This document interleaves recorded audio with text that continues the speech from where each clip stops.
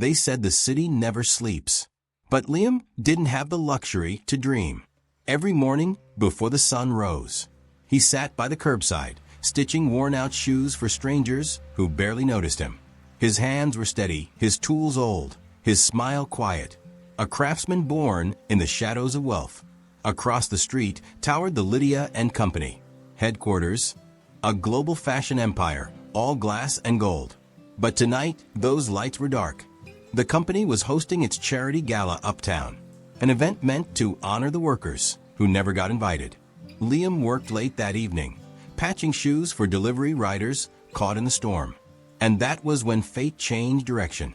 A luxury convoy slowed at the intersection. Inside, Lydia, the CEO's daughter, sat restless. She'd argued with her father during the gala, angry over a new campaign that exploited local artisans. She'd stormed out, took her own car. But halfway through the industrial quarter, her tire burst. Stepping out into the rain, she slipped. Her golden heel cracked clean off. Her driver was gone. She'd told him to leave her alone. And there, across the road, under a weak streetlight, sat a man repairing shoes in the rain. "Hey, do you fix those?" she asked hesitantly. "Broken things are my specialty," he responded, looking up. She handed him the heel, unsure whether to laugh or apologize.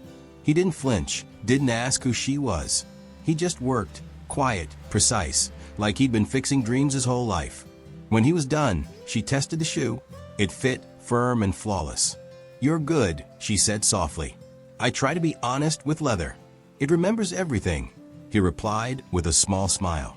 She paused, not knowing why those words stayed with her. When she left, she turned once more. Her eyes lingered not on the shoe, but on him. But when she left that night, she forgot something. Not the shoe, her heart. Lydia lived in a palace made of light. The world saw her as the golden heiress. Perfect smile, flawless grace, every step rehearsed for cameras.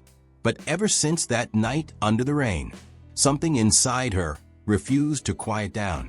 That cobbler, Liam, had spoken about leather as if it were alive. And for the first time, someone had fixed something for her, without asking what her last name was. The next week, she found herself back in that district, officially to check on a foundation her company funded, but unofficially to see him. He was there, as if the city had been waiting for her return. Same stool, same patience, same quiet dignity. "You didn't charge me last time," she said. "You looked like someone who'd already paid enough," he replied with a smile. She laughed, not the polite, rehearsed kind, but the laugh of someone remembering they were human again. Days became visits. Visits became conversations. And soon, Lydia realized she was no longer escaping her world. She was building a new one with him. But one afternoon, her driver saw them talking and reported back to her father. Every secret has eyes, and hers had just been seen. When love is forbidden, it hides where no one looks. For Lydia and Liam, that place was a small cafe behind the train station, once a workers' cafe, before her father modernized the factories and the neighborhood changed. It's a kind of place people forget exists. That's why she chose it. The first time Lydia suggested they meet there, Liam didn't believe she'd actually come. He thought it was a whim. The rich sometimes flirt with danger and walk away.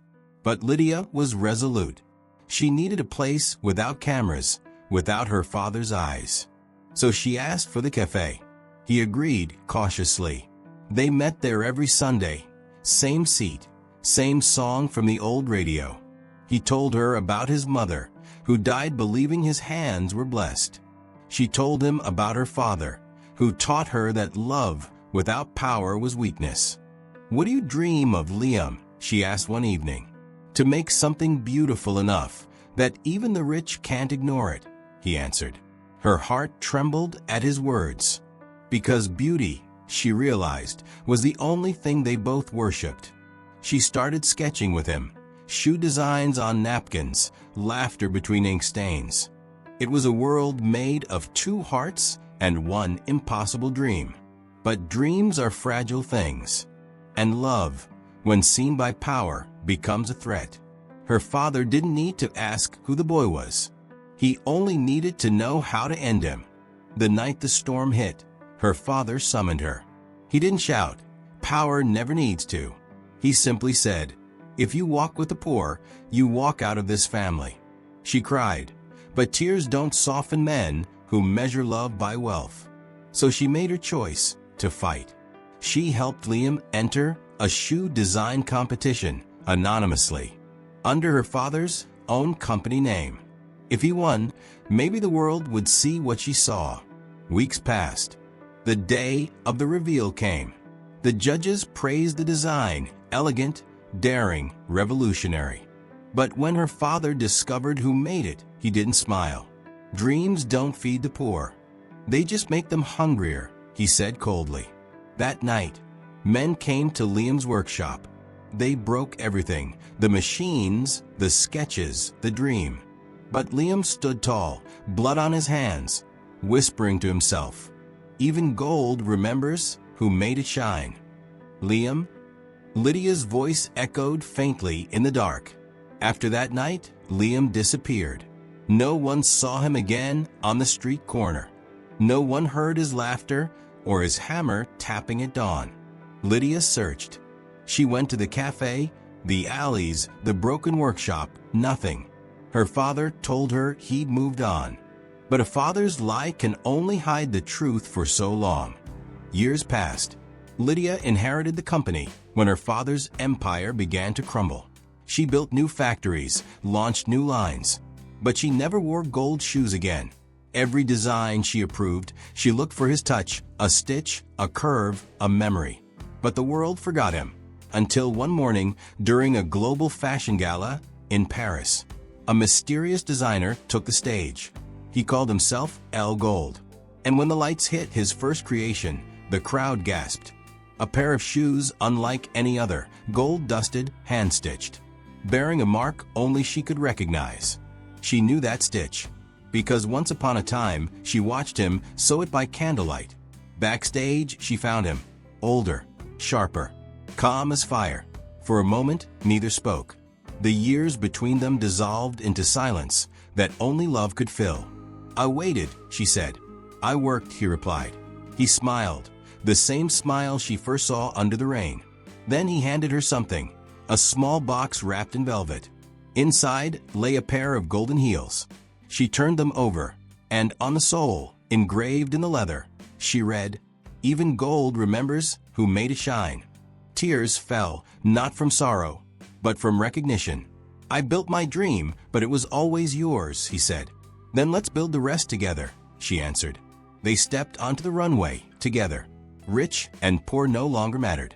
Only two souls, walking the same path they once thought was forbidden. And as cameras flashed, the world saw something they'd never seen before. Love, pure as gold dust, reborn from broken shoes. But behind the applause, one man watched, the old CEO, her father, frail and fading. He smiled, a single tear falling, because for the first time he understood what love had been trying to teach him all along. Some stories aren't about what breaks, but what was beautiful enough to be rebuilt. But every masterpiece has a twin.